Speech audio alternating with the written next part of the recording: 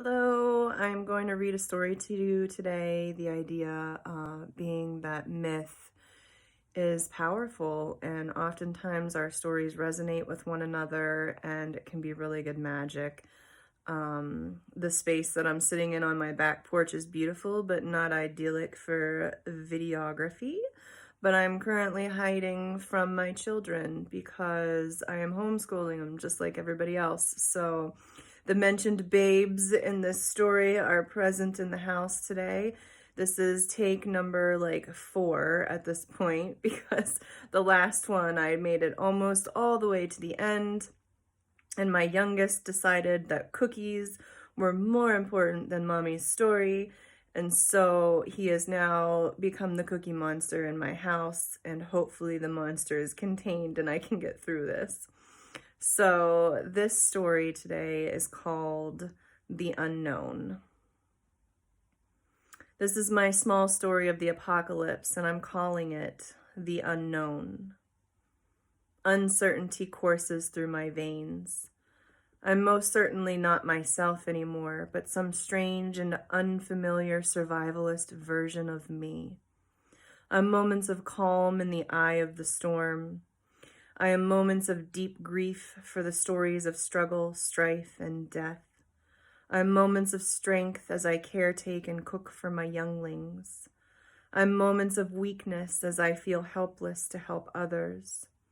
I am moments of terror for myself with every unacknowledged deep ache and of my still asthmatic lungs.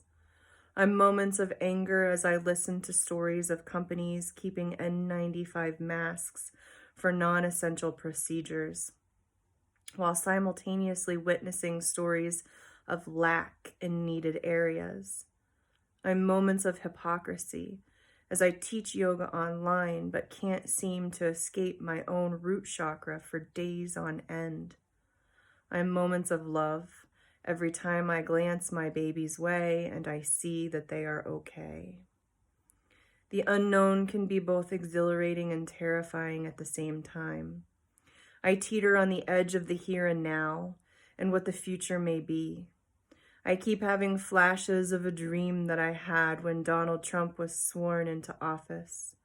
It was a dream of panic and chaos, of borders closing, of hostile government takeover, of dictatorship and persecution. My kids and husband had international passports and were able to leave, and I left them, ripped them from my arms at the airport, and said, "Go." I was left here with a certainty that I would die, not from illness, but because I would not settle. I cannot settle again for anything less than a divinely inspired life. I can't cease in my quest to speak my truth through my craft and my teachings of She, for they are my soul's purpose, teaching the mysteries of the feminine divine, healing and magic. This dream was before Trump decided he liked the word witch hunt, which is ironically exactly what I knew would happen to me in this strange, nightmarish scape. I did not know the hows or the whys, but I knew I had a target on my back for living vocally as a feminist and as a witch. And I had knowingly just sent my rock, my partner, and my whole heart away to safety and would face what was coming unprotected and alone. If this is indeed my story, then I get to change the narrative of that which could be. I will not be left alone. It cannot be more of the same, more patriarchal control or a simple regime change from one evil to the next. A hostile takeover by the putrid orange face of the Antichrist won't be allowed. There is something here, though, in this unknown whispering. Change is coming. Mere magic abounds. What do I mean by that, you ask? The world, our government, our systems have become reflecting pools. They're mirroring to us the things that need to get torn down. Systems have failed us. It will not be wrong to be angry about it, but please let that anger lead us through the lens of love. What is anger if not just a deep hurt that something we love was damaged or wounded? Like our blind faith in our systems, and when they fail us, it hurts. Anger is a natural step, a valid feeling in the path of grief and healing. Let that anger affect change in ways that make the world a better place to live in. I will not let go of the vision of a better future. Today we sit on the turning point. We are no longer disillusioned and veiled in Maya. Today we're seeing the systems for what they are: greed, money-making capitalist systems. Our healthcare system, the thing that is our lifeline between death and a future, has failed us as a society, and it's failed our healthcare providers too. It's placed our healers in harm's way, telling them that they took an oath to save lives and asking that they potentially give theirs in exchange. That's huge. That's big. Americans as a whole are terrified of death. We fear the unknown because we've lost our connection to the divine mysteries. This could finally be the catalyst for the change that we need, to push us back into consciousness, to open us back up to conversations about community, society, wealth distribution, and the sustainability of the earth. To realize that the earth is ever abundant if only we treat her right, and there is plenty for all. If we all lived in love, there would be no need to hoard and compete. It's our moment to switch back into goddess consciousness, to live a life of soul healing and purpose rather than soul deterioration and militant marching to work and home again. It's our moment to say that we will not expend our wise elders in the name of money, for they are our wisdom keepers and our most valuable members of society. It's our moment to be collectivists for the greater good. Perhaps we even realize that borders are only in our minds and are invisible lines that we've drawn in the sand. Imagine if we all believed we are one race, one people. I'm so disappointed in my governor. I remember the day that I voted for her. I said that I was voting for a straight V ticket, voting only for women, because I held the personal belief that if something like this came to be, that I could trust in a woman to take action. I wanted her to rise like a fierce warrior goddess to protect her state, to be a manifester of magical equipment to help her people live, to call to action the doers and the helpers. But instead, she's played politics. She has really made me question whether or not being a left-wing or a right-wing politician means anything anymore. I wanted to see her with a liberal, bleeding heart, weeping for her people and crying with bare breasts for her state to organize and take action.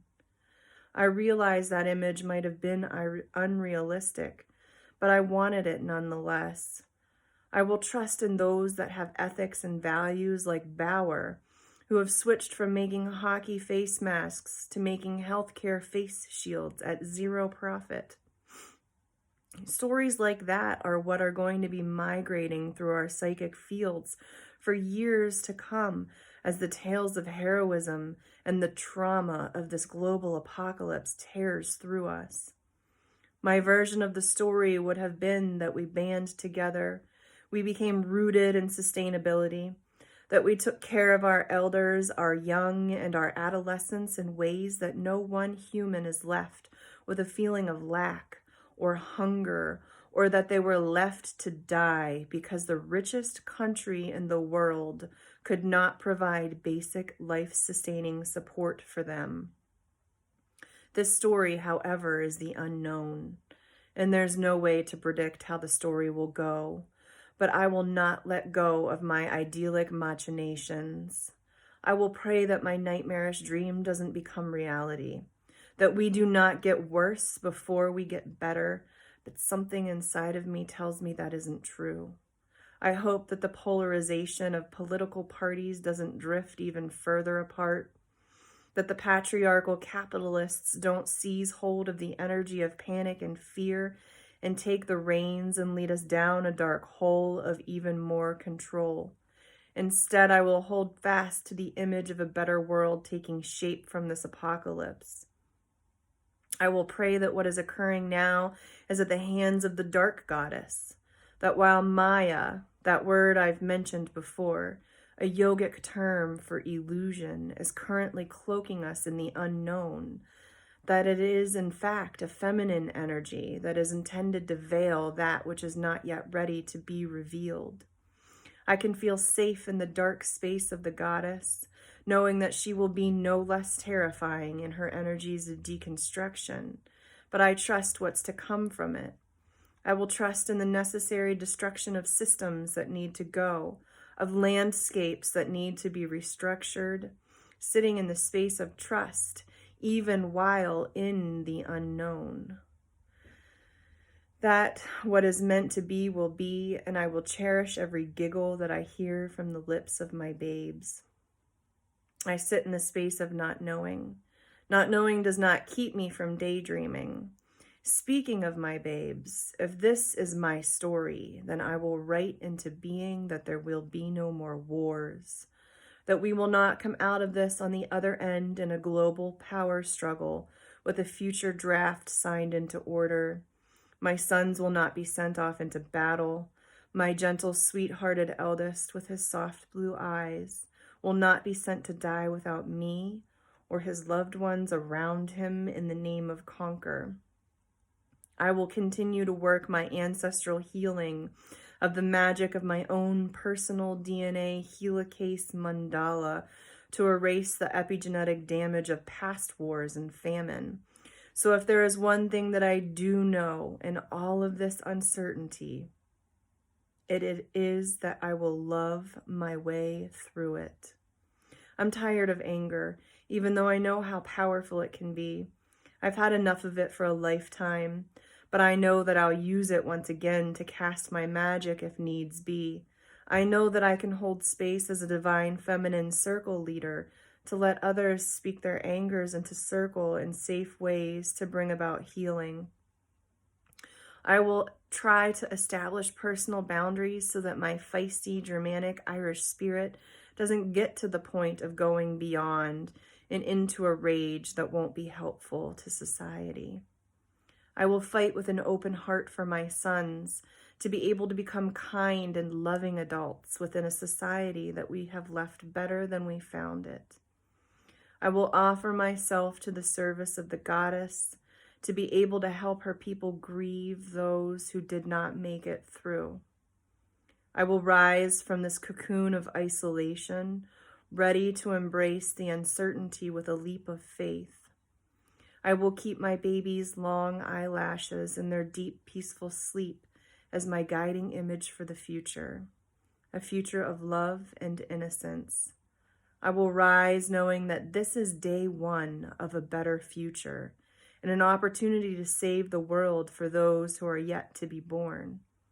A future where we can meet as witches in our sacred grove once more and pray to the goddess for all that is holy in flesh, blood, and bone. To teach all of the mysteries of she, for she is the greatest mystery and the greatest unknown. I will hold fast to my future visions, even while I currently sit isolated and alone in the unknown. Thank you. Hopefully it resonates with you. And I appreciate you, and I appreciate any shares you give it. And I love y'all. Bye.